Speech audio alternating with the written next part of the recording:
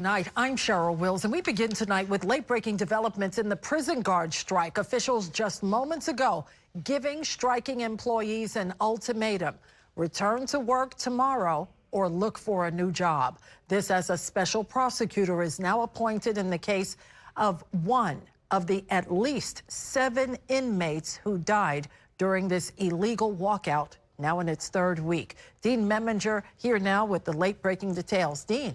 Yeah, as you said, just a short time ago, you had the head of the corrections department for the state, along with another official, basically telling those correction officers who are picketing, return to work, you have until tomorrow to get back to work. Oh, they will bring charges against you. Now, as you mentioned, this strike has been going on for about 18 days, and the officials across the state say this is an illegal strike because as an officer, you cannot strike. They have a responsibility to keep other staffers and the prisoners safe at those upstate prisons. But once again, this has been going on for 18 days.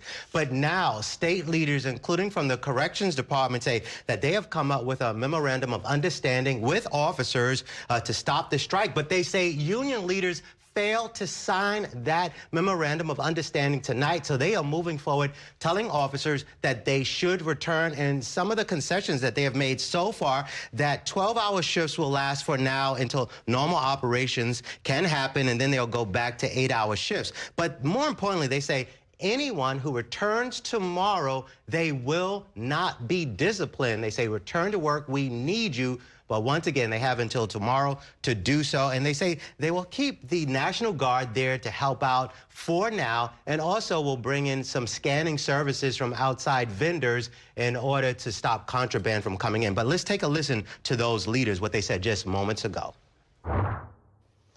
The state will, we are prepared to, and we will exercise all of our rights and all remedies, criminal and civil, to end this illegal strike.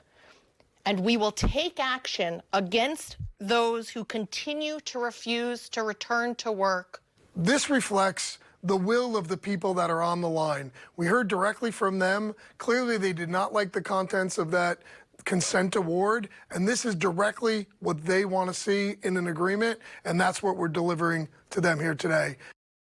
And this comes on the same day that State Attorney General Letitia James announced that she would be moving away from investigating the alleged beating death of a 22-year-old inmate. His name, Messiah Nantui. He was upstate at a prison there, and other inmates say that corrections officers beat him to death. Once again, this happened at the Mid-State Correctional Facility.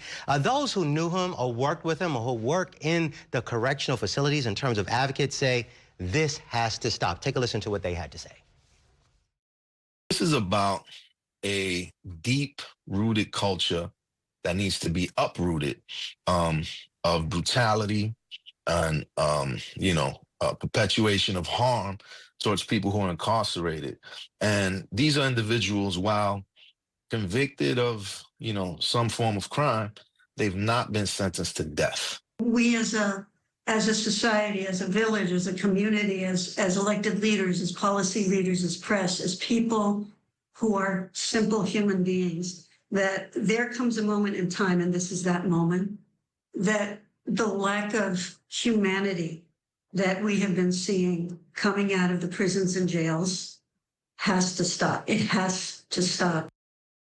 A big sticking point, solitary confinement. The Commissioner for Corrections says they're coming up with a safety committee to look at that because officers want more solitary confinement. We're waiting for the union to respond. Right, this is a major development. Dean Memminger leading us off tonight.